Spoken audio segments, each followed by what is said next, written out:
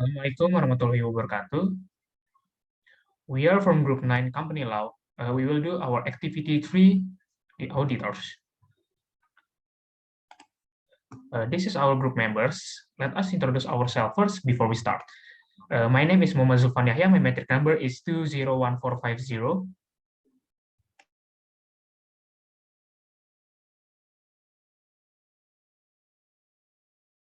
My name is Shaimat Tapadev Sujono and my matrix number is 201370. My name is Lalita Daranarswari. My metric number is 201459.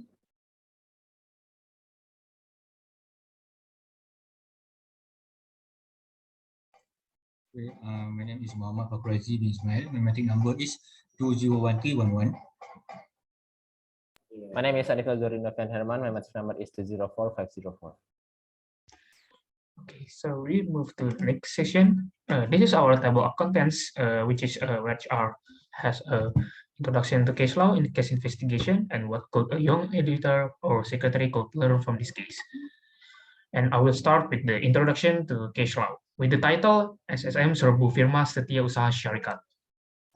SSM SERBU FIRMA SETIAUSAHA SYARIKAT. A race was conducted by the Companies Commission of Malaysia and a company secretarial firm located in Alor Qatar, Jeddah. Investigations are being conducted for offenses under Section 364(2) of the company's ACT 1965 and Section 591(2) of the company's ACT 2016. As a result, SSM confiscated the documents of the company under investigation and mobile phone belonging to the suspect. Recordings of the conversation of the suspects and 3 employees of the company were also taken during the raid. And then SSM takes seriously the offense of making false and refreshing statements in the company's documents, especially the company's financial statements. For the next presenter, I will pass it.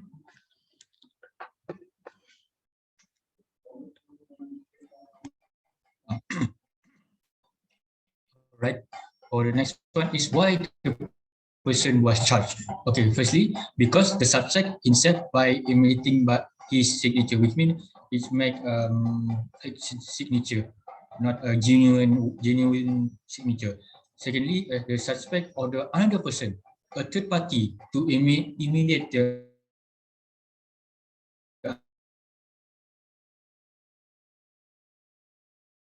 signature was charged is because they are not very honest in terms of giving signature. We know the signature is kind of very important for the director to make an approval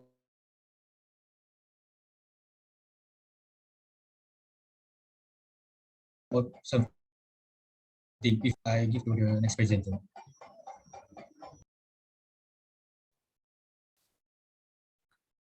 Okay, for case investigation, for case investigation, in this case, the accused of the examination office under the supervision of an unaudited office act illegally by forging the signature of his company auditor on 105 documents of each company's annual financial statement.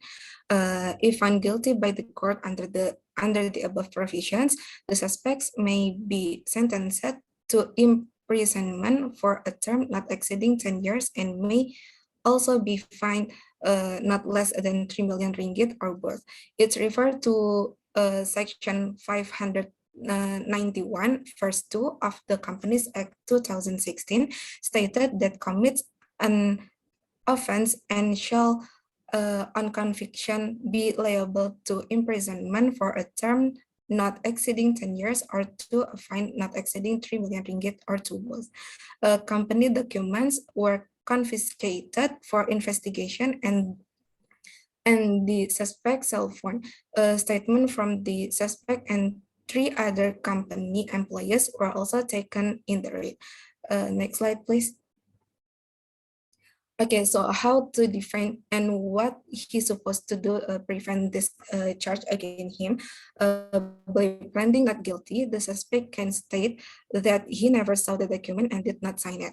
The defendant needs to prove the existence and what was done on that day. The suspect's letter was signed, including first on that death. The defendant is on leave or not working, and the second one is not in the office all day or for attending meeting for the evidence based on leave application form and attend meeting. So SSM needs to prove to the court that there is a pretext for the case. For the next slide, I will pass to the next presenter.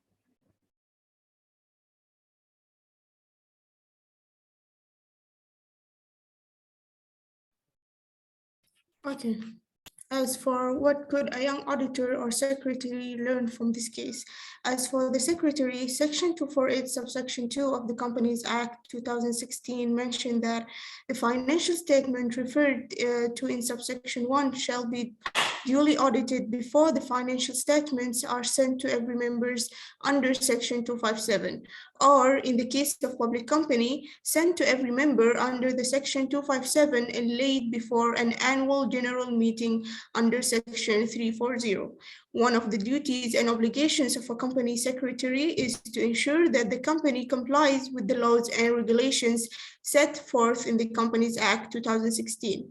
Under the law, it is clear that the secretary needs to know that the company's financial statement must be passed to the auditors for review, auditing, and signature prior to the distribution process. He also needs to know exactly what the punishment is for breaking the rules.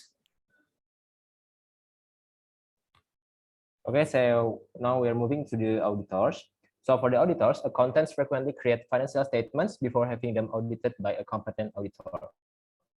The auditor will create an auditor's report, while the directors will prepare a director's report, which will explain information about the directors, the company's primary operations, shares, dividends, and business reviews, among other things. The commissioner for audits then compiles and signs these papers before passing them to the company secretary for distribution to shareholders and the auditor.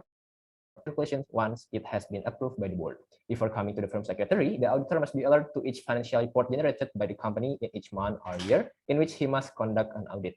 To avoid the foregoing, the auditor must contact directly with the firm and oversee the creation of the company's financial reports. The auditor may also send a notification to the firm informing them of the lack or delay in obtaining financial reports for audit. So that's all from our group. Thank you, and wassalamualaikum warahmatullahi wabarakatuh.